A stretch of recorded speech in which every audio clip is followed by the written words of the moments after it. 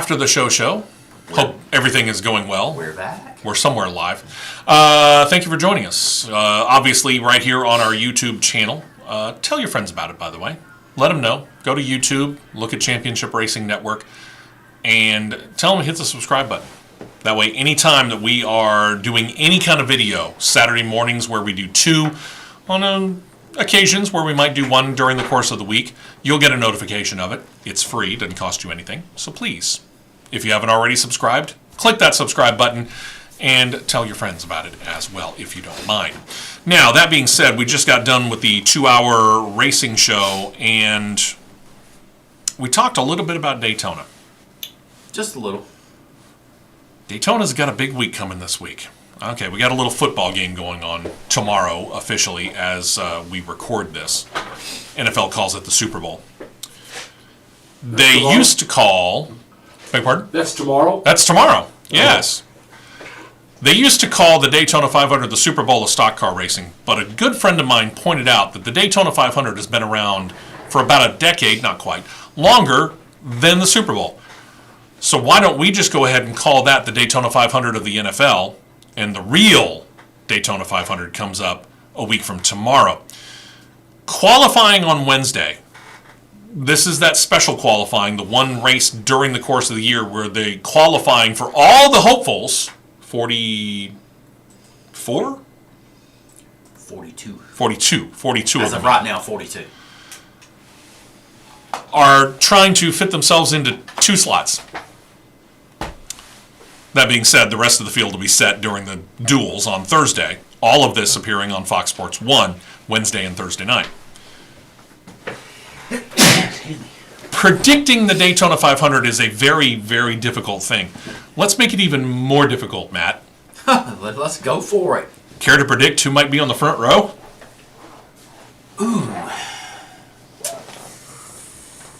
Ooh.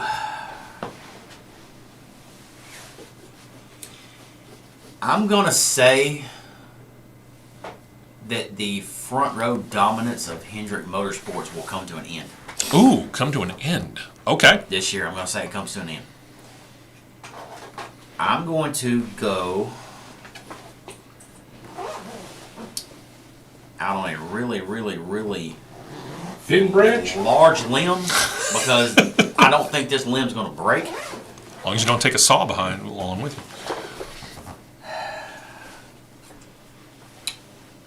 I'm going to say there will be a Ford Mustang on the pole. Okay. Harvick. I'm not going to say Harvick. John's choosing Harvick. Okay. I'm going to say that it will be a Stewart-Haas car. Okay. It'll be a who?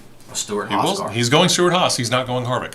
I'm not really either. You just threw the name out because you know it.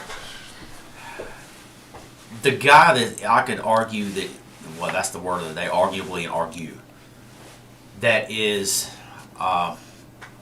one of the more underrated super speedway racers. In his swan song Daytona 500, I'm going to say Eric Almirola will be your pole winner. He does have that little bit of extra oomph and that little extra push, considering he said that this is going to be his last year in the Cup Series. Not a bad one. And I have to admit, I might, and this will be next week, because I'm going to do a lot more research on it, and I'm going to watch what goes on during the dual races on Thursday. I might be willing to go for him for the race. I'm not going for him for the pole. But I will say this. This is the perfect opportunity to get a wild card out front. He's noted it. Hendrick Motorsports has all but dominated the qualifying runs at Daytona the past couple of years.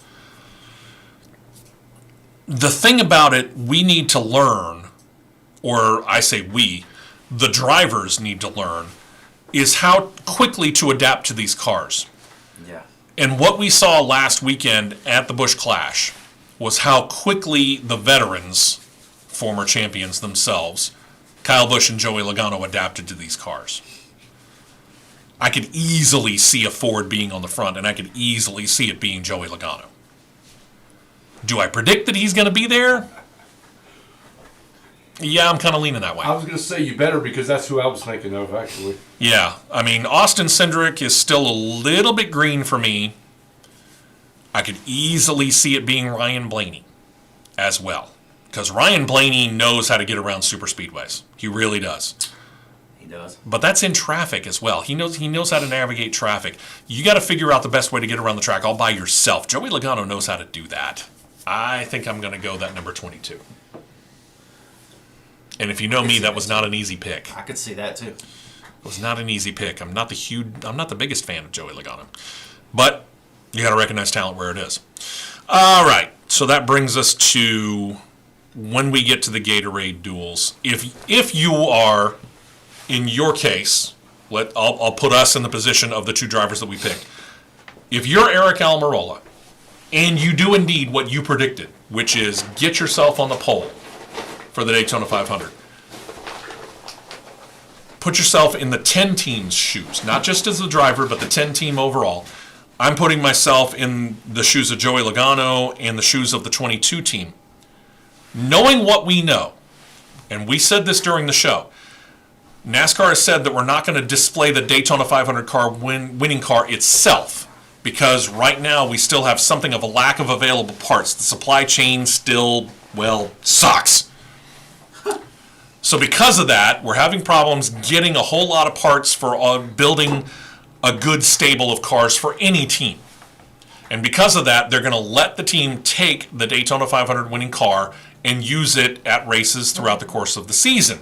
They're just going to take detailed pictures of the Daytona 500 winning car, create a wrap, and one of the test mules will end up being wrapped in the winning car. But Here's my question. by all means, What if the winning car is driven by someone who emulates the style of, say, Danica Patrick? then it's probably not the winning car. True that. If it's all cracked up, it's all cracked up when it crosses the finish line first. However it looks when it crosses the finish line, NASCAR is going to do their best to emulate that look. Let's do it that way. But let's go back. If your driver, Eric Almirola, gets the pole, or gets on the front row even, and you're the 10 team, how hard are you really going on Thursday in the duel, knowing you have limited availability of cars? Probably within the first 15 laps of the duels, I'm going to go hard just to see what the car's going to do in traffic. I was thinking the exact same thing.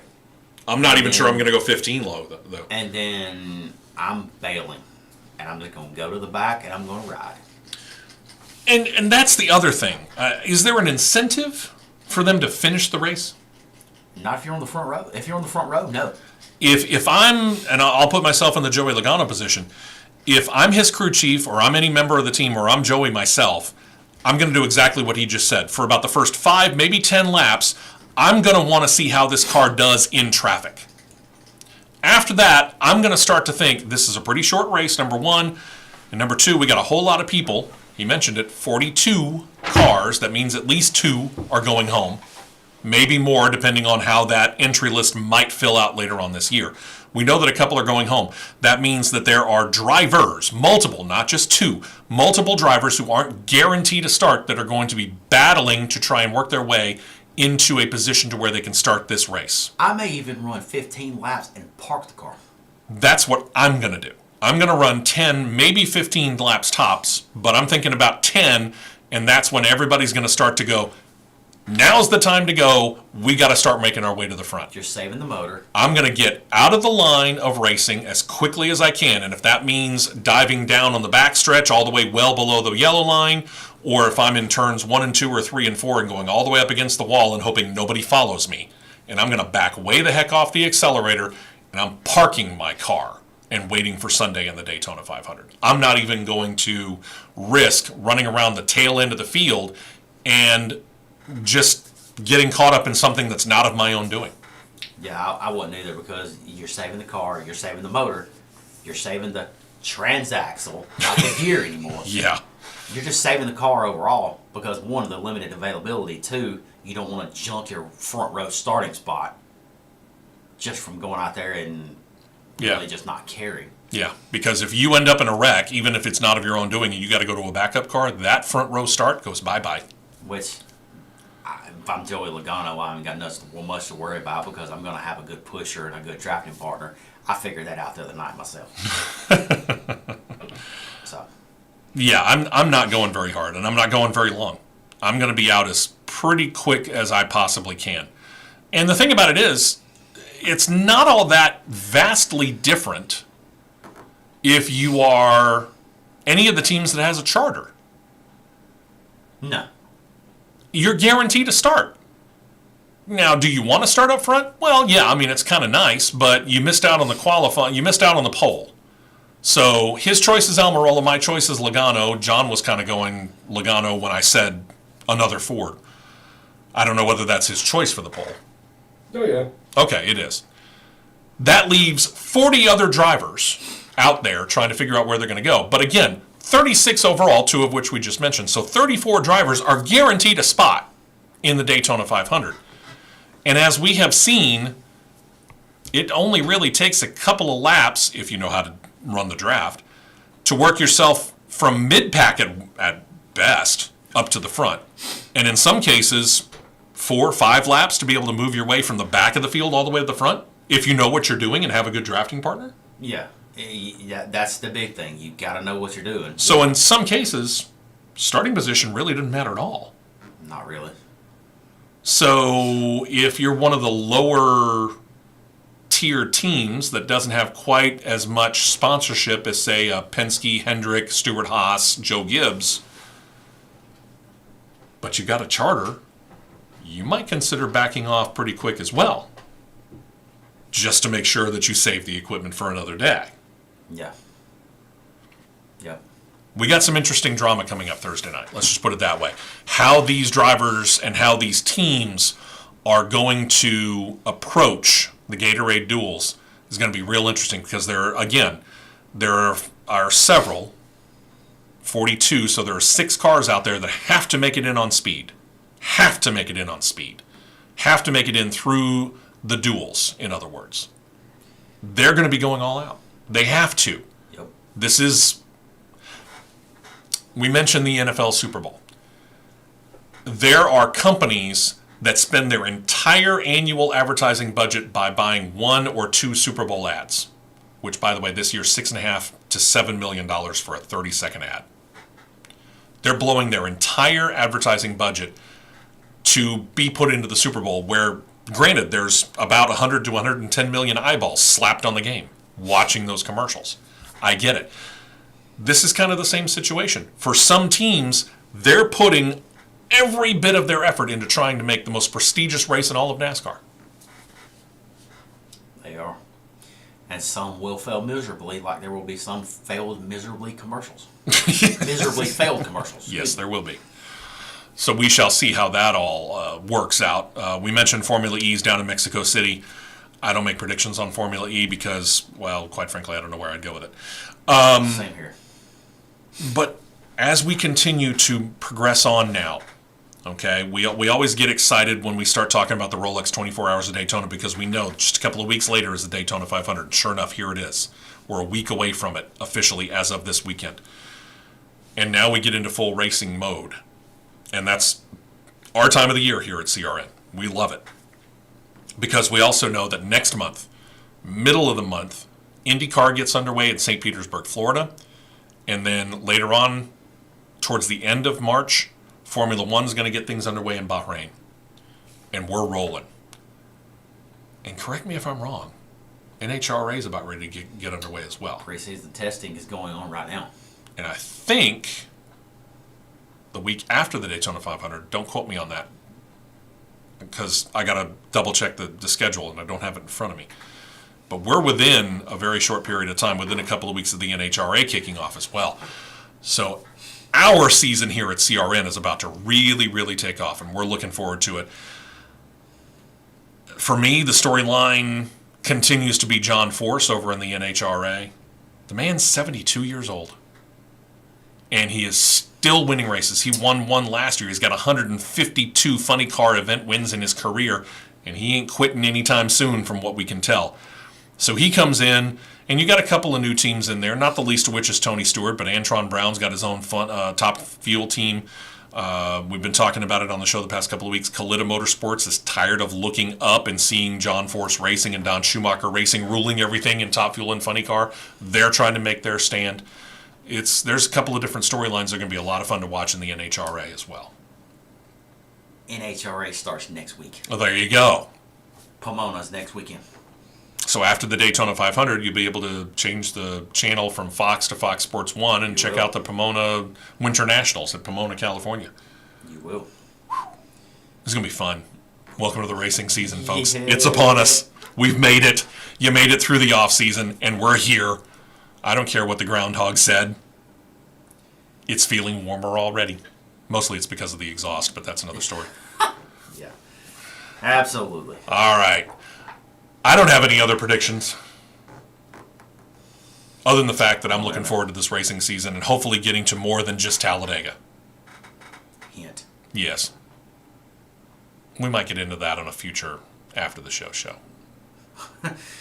Was it an after the show rant or after the show? Oh, that'd be soapbox time, boys and girls. Oh, it'll be dusted off in a big way. That'd be soapbox time. Picture of the soapbox would be the size of a 53-foot featherlight trailer that you see going down the road with decaled up with cars. Yeah. It will be probably about 5 of those together. Yep. Painted, clear-coated, wet sanded, clear-coated again, wet sanded, allowed to dry, and waxed and buffed and detailed. And then I'm going to stand on it. Ding. Because, yeah. While I paint my side with that non-slip grip garage coating paint because I'm not coming off of it when I get on it. Yeah, we might have to spend a show doing that. We'll look at it. We'll look into that. In the meantime, hope you all have a great week. Enjoy the last football weekend until the USFL kicks off. Yeah, I know. Sounds weird too. Yeah, when everything's going to be just right down the road. Yeah, that's true. Everything. I may end up just having to go to one of those games. We may have to, for when we do that show rant, when we do our after the show rant, Yeah. when we do it, we may have to just find a way to get an audio clip of Matt Coulter saying, if it ain't broke, don't fix it. There you go. We're looking forward to it. Really looking forward to it a lot. Hope you are as well. Hope you'll join us again next weekend as we get into all the details of the Camping World Truck Series race from Friday night and get prepared for the Xfinity Series race on Saturday, the Cup Series race, the Daytona 500 on Sunday, and, of course, the Winter Nationals from Pomona. We'll talk about it all next week and give you all the news of the week as well as we return right here on the Championship Racing Network. You all have a great week. We'll talk to you again next weekend right here, and we'll do an after the show as well. Until then. See ya. And John might actually shut things off when he wakes up. We're done. Click. I was going to let you ramble and keep on going. I'm done rambling, so I'm done rambling for now, too. welcome to the end of our show. If John wants to take it over, I'll turn the camera around and let him ramble. Nah. Y'all